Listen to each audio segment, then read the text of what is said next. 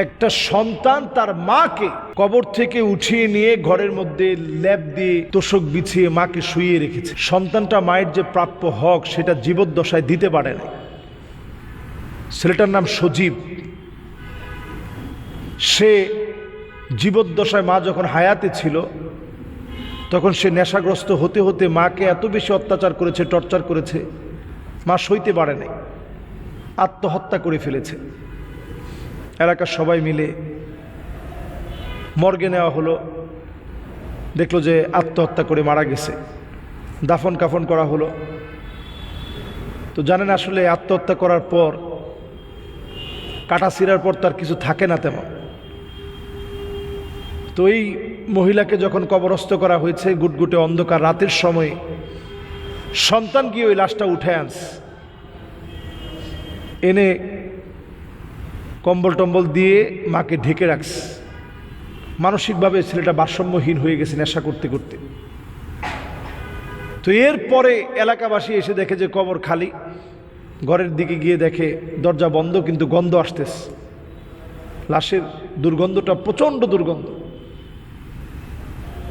তো সবাই বুঝতে আর বাকি নাই, ভিতরে গিয়ে দেখে যে এরকম কাণ্ড ঘটিয়েছে।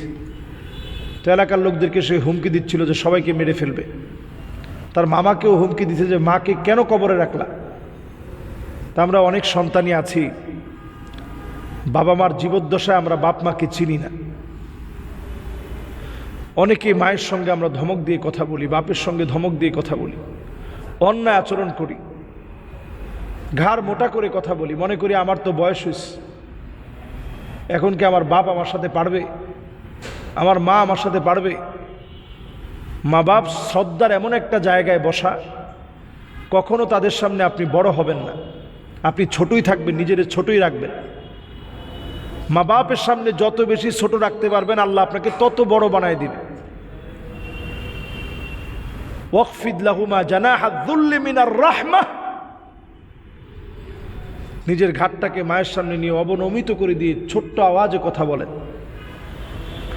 দুঃখজনক সত্য, আমরা এই বিষয়গুলো বোঝার চেষ্টা করি না, এই বিষয়গুলো মানার কোনো দায়িত্ব বলে মনে করি না।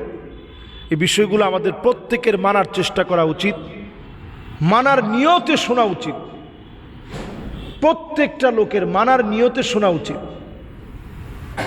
তো আমরা যারাই এই বিষয়গুলো নিয়ে ভাবি, চিন্তা করি, আহারে ছেলেটার জায়গাটা আপনি চিন্তা করেন যে নেশা করে মাকে কষ্ট দিতে দিতে মা আত্মহত্যা করে ফেলছে, এমন একটা হারাম পথ বেছে নিয়েছে। হাদিসের ভিতরে নবীজি বলেন, মান কতালা নাফসাহু বিশাইইন উযযিবা বিহি ইয়াউমাল কিয়ামা, কেউ যদি আত্মহত্যা করে মারা যায় প্রতিনিয়ত তার জন্য এই আযাবটা আসতে থাকবে। আল্লাহ তাআলা আমাদের প্রত্যেককে মাফ করুক। এই ফিতনামূলক সময়ে অন্তত সন্তানের দায়িত্ব সন্তান পালন করবে। ছোটবেলা থেকেই সন্তানদেরকে উচিত পিতামাতার 3টা হক আদায় করা। 1 নাম্বার, স্বামী হিসেবে আপনি স্বামী হয়ে স্ত্রী হিসাবে যাকে বেছে নেবেন তিনি যেন নেককার হয়, এটা সন্তানের প্রথম পাওনা হক। দ্বিতীয় হকটা হচ্ছে সন্তানের সুন্দর একটা নাম রাখা। তৃতীয় নাম্বার হক হচ্ছে সন্তানকে ছোটবেলা থেকে আল্লাহকে চিনানো। এই যে এই ছেলে কবর থেকে উঠে আনছে, আসলে এই ছেলে আল্লাহকে চিনে না, আল্লাহকে জানে না, আল্লাহকে বোঝার চেষ্টা করে না। আমরা আমাদের প্রত্যেককে ছোট্টই নসিহাটা করতে চাই যে পিতামাতার ব্যাপারে সজাগ হন।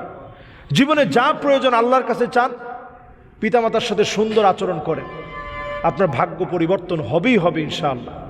আসসালামু আলাইকুম ওয়া রাহমাতুল্লাহি ওয়া বারাকাতুহু।